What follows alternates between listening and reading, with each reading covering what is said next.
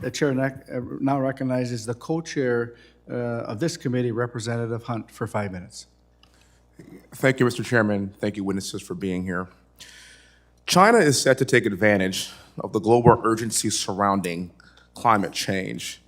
They lead the world in the manufacturing of solar panels and wind turbines, and largely because this administration will not let Americans mine for critical minerals that are in abundance right here at our feet, the ones that God gave us. China also leads the world in producing energy from hydraulic dams and is building more nuclear power plants than in any other country. And some of my colleagues on the left would not even consider nuclear as a legitimate power source today. But China also burns more coal than the rest of the world combined, and they will continue to do so as they outmaneuver us in energy production and manufacturing. Currently, China emits almost a third of all man-made greenhouse gases, more than the United States, Europe, and Japan combined. Now, China accomplishes this by burning petroleum coke. Now, I'm not talking about the coke that was found in the West Wing last week. I'm not going to say that. I am talking about this cheap byproduct of heavy refining that burns 6 times dirtier than coal, and they are burning that every single day. Now, clearly, as I've described, China is our biggest adversary competitor with this world problem. But this administration continues to put forth policies that strengthen China and weaken our own country. If ending climate change was the true intention of this administration, then they would fully embrace carbon capture and, of course, carbon storage technology. The war would be on carbon. It wouldn't be on coal. It's just that simple. But control is a true intention of this administration, as we have seen for the past 2.5 years. In 2021, coal was at a nearly equal ratio with renewable sources of energy as a share of the total U.S. energy consumption, and coal is the dominant energy source for most developing countries. Now, at my home in Houston, Texas, I have some neighbors, and they own 2 Teslas. And my home is powered by coal.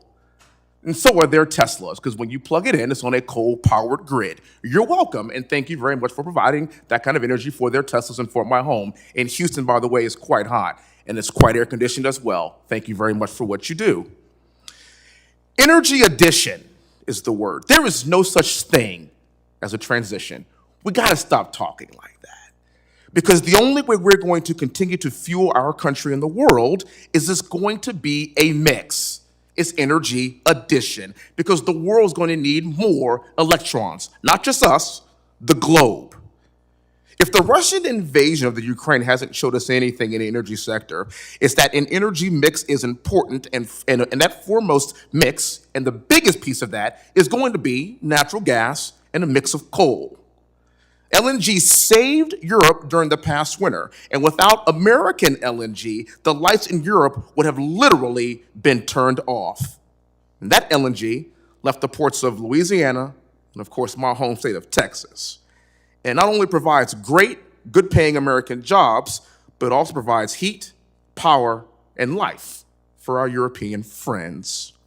If you want to beat Putin in the Ukraine, stop printing money we don't have and unleash American energy.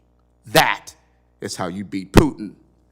And lastly, coal is one of the building blocks of America.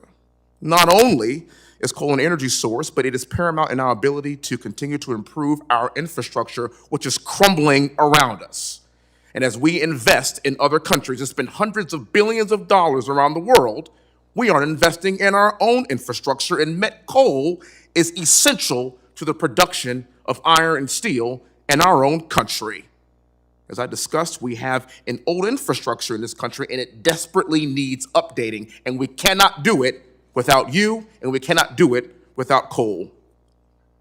We cannot update our systems. We cannot update our future. We cannot update our future for our children if we don't continue to use coal as a fundamental building block to get to the future. I'm from the energy capital of the world, Houston, Texas, which in my opinion makes me the energy congressman of the world. I know this issue is very important to all of us, but we need redundancies, we need assurances, and we need affordable energy, not just for us, but for the entire world. And we are literally sitting on it in this own country, and this administration refuses to let us use it. Sir, it's right in your district, and yet we continue to empower the world by not empowering our own country. We must do better. Thank you all for being here, and with that, I yield back.